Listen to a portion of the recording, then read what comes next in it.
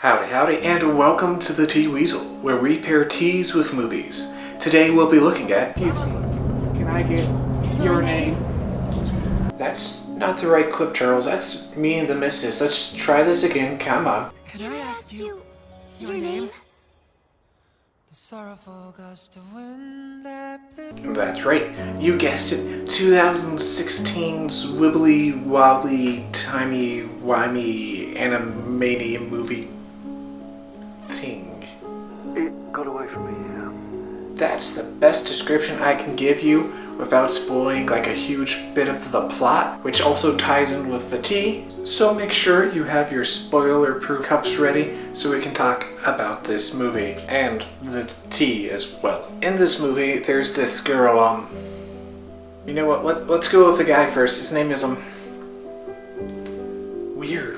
Why can't I remember their names? Anyways, towards the climactic part of the movie, spoilers, you discovered that when they switch bodies, they're actually also going between a 3-year time gap. The girl 3 years in the past and the boy in what is considered in the movie the present time. Like I said, wibbly wobbly. For this tea pairing, I'm using puerh tea. Those who have watched me for a little bit have known I've made this one a couple times. Puerh being a traditional Tibetan tea that is aged. You can buy different ages for how long it's been fermenting. And keep in mind, fermenting doesn't always mean alcohol, it just means the aging process. So for this movie, I decided to get a 3-year puerh tea. Since again, there's a 3-year time gap between the two of their's timeline stuff. Most of this movie does take place in like the Tokyo prefecture and some other areas, and although this puerh tea doesn't come from the Tokyo prefecture, it'll work fine. To correctly make this tea, have someone else do it and let them steep it for 5 minutes. The reason why you want someone to make this tea for you can easily be explained by Grandma. Yes, easily explained, right? And depending on how close you are to this person making the tea, they can make it like this as well. World's oldest kind of sake. By chewing on rice, spitting it out, and then letting it ferment naturally, it becomes alcohol. Or if you're not that close to them, you can just skip that step. I kind of recommend skipping it, it's a little gross. This is a black tea, which means it's going to have more caffeine in it. In fact, this is actually one of the higher ends of caffeine's type of teas. Puerh typically has a more earthy taste to it anyways. The first thing you want to do, as always, is get your water screaming. This is the tea I'll be using. As you can see, it is a 3-year puerh tea. Add some to the strainer inside of a teapot or inside a strainer to make it in a cup. After letting it steep for 5 minutes, put that in a thermos.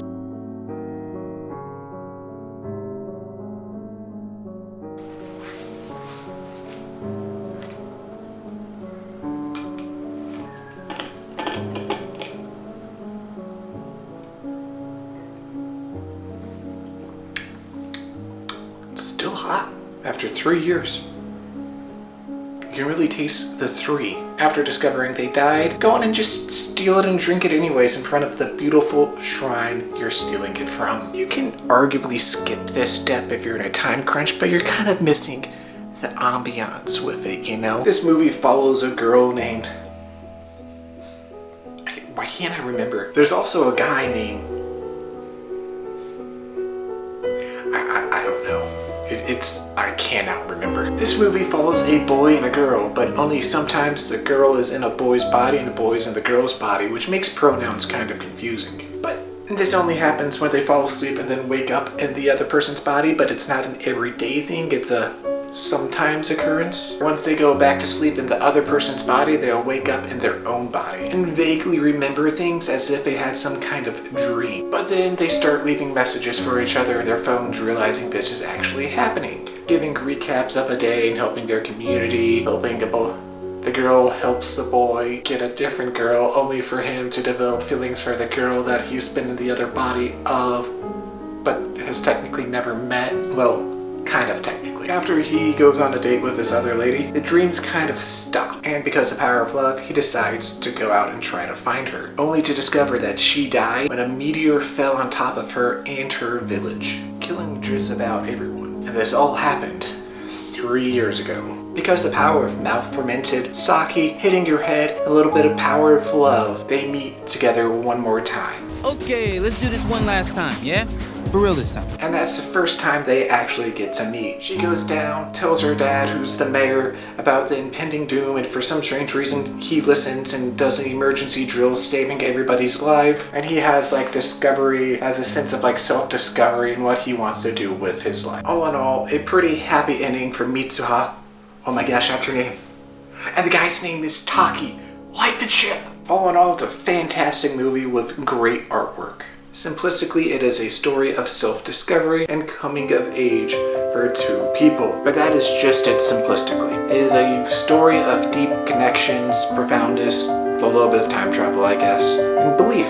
And despite the passage of time, there's always a connection to people you love and care for. Connections through things and art and love ties us together. The director of this movie was actually called the next Hayao Miyazaki, the guy who made Studio Ghibli movies.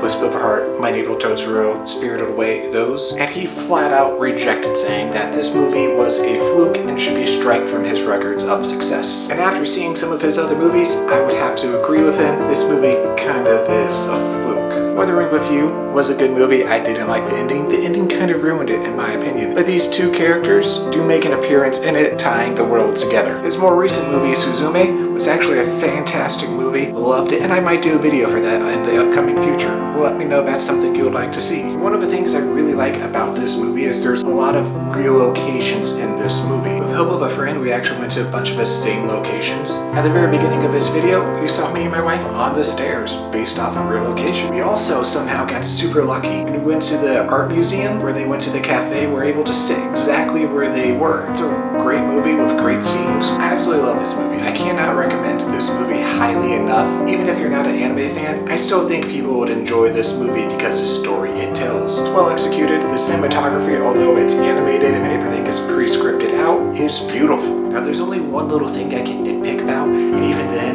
it's so well done. When they are on the mountain together during magic hour and Taki decides to write I love you versus his actual name, that makes me so mad. You had a chance to help find the girl that you love, and you chose to waste it being sweet and romantic.